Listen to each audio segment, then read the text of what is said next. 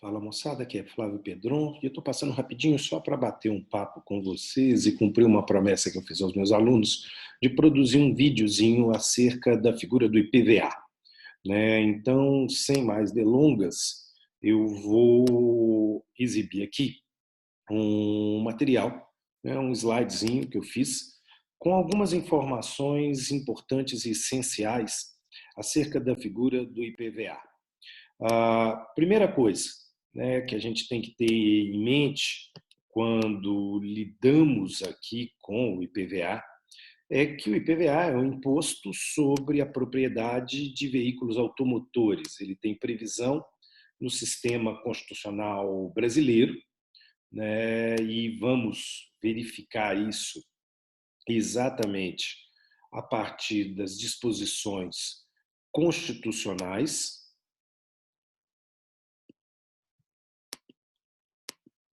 Ou seja, o artigo 155, inciso 3º da Constituição, regulamenta e traz para nós uma disciplina acerca da autorização de competência legislativa para que os estados instituam e, por isso, cobrem o IPVA, mas a gente tem que observar que nós estamos aqui diante de uma norma um tanto quanto especial. Especial porque essa norma não tem a lei complementar que vai atuar como norma geral nacional. E por isso mesmo, por força do parágrafo 3º do artigo 24 da própria Constituição de 88, os Estados-membros vão ter aqui a competência legislativa plena em termos tributários para definir os contornos do IPVA. Por isso mesmo, nós vamos observar que cada Estado brasileiro vai tratar o IPVA de uma determinada forma, mas alguns elementos comuns que podem ser agregados a partir de construções principalmente jurisprudenciais do Supremo Tribunal Federal e do Superior Tribunal de Justiça, que nos permitem chegar a uma vala comum acerca da normatividade da cobrança do IPVA. Primeira coisa também que precisa ser lembrada é que o IPVA não é apenas interessante para os Estados-membros. De certo modo, nós vamos observar por parte dos municípios um interesse também muito grande na tributação do IPVA, porque o artigo 158 da Constituição fixa uma norma de direito financeiro. Ele determina que 50% do produto da arrecadação do IPVA será direcionado para o município no qual aquele veículo se encontra licenciado. Então, o IPVA abastece simultaneamente os cofres dos estados, mas também dos municípios brasileiros, né? Isso faz aqui com que esse bolo tributário seja repartido. Bom, basicamente eu posso dizer que a hipótese de incidência do IPVA é a propriedade de veículo automotor terrestre, assinala a jurisprudência do Supremo Tribunal Federal. O Supremo tem sempre seguido uma linha no sentido de que o veículo automotor aqui ele deve ser lido à luz do Código de Trânsito brasileiro. E por isso tem assumido a declaração de inconstitucionalidades de determinadas situações, como, por exemplo, embarcações ou aeronaves. Bom, entretanto, se o contribuinte é o proprietário do veículo automotor terrestre, há possibilidade de ir à jurisprudência de uma responsabilidade tributária solidária, ou seja, além do contribuinte, é possível identificar que o fisco pode optar por realizar o lançamento em face do devedor fiduciante ou do arrendatário mercantil. Então, diante dessas operações aqui, a instituição financeira conserva a propriedade do veículo automotor, mas a possibilidade de extensão em razão da solidariedade, aí nós estamos tomando aqui como referência, de certa maneira, o guia, o artigo 131 do CTN, o devedor fiduciante e o arrendatário mercantil. Aqui é uma questão importante também com relação ao aspecto temporal do IPVA.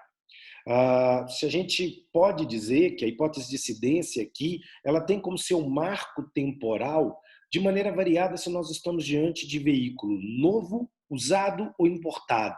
Importado pouco me interessa aqui se ele é novo ou usado. Bom, veículos novos, nós vamos tomar como referência a data da aquisição pelo consumidor. Ou seja, no momento em que o consumidor adquire veículo novo junto a uma concessionária, a nota fiscal é emitida. E essa nota fiscal vai recair sobre ela o ICMS. E, consequentemente, o fisco estadual sabe pelo ICMS que houve a venda por parte da concessionária de um veículo automotor. E, consequentemente, com a emissão de nota fiscal, quem é o comprador?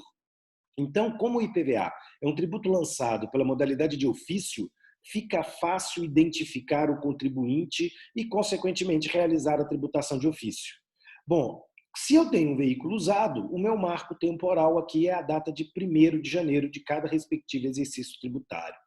Se eu tenho um veículo importado, o meu marco temporal para a cobrança do IPVA é o desembaraço aduaneiro desse veículo, ou seja, quando esse veículo é liberado pelas autoridades alfandegárias e, consequentemente, vai ser encaminhado para o contribuinte. Importante lembrar que o IPVA não se sujeita, diz o parágrafo 1º do artigo 150, à regra da anterioridade nonagesimal. Então, é possível uma mudança na legislação de IPVA a qualquer momento em um determinado exercício tributário e ele já passa a valer para o exercício tributário seguinte. Para 1º de janeiro do exercício tributário seguinte, o lançamento já seguirá as regras novas estabelecidas por esse diploma legislativo.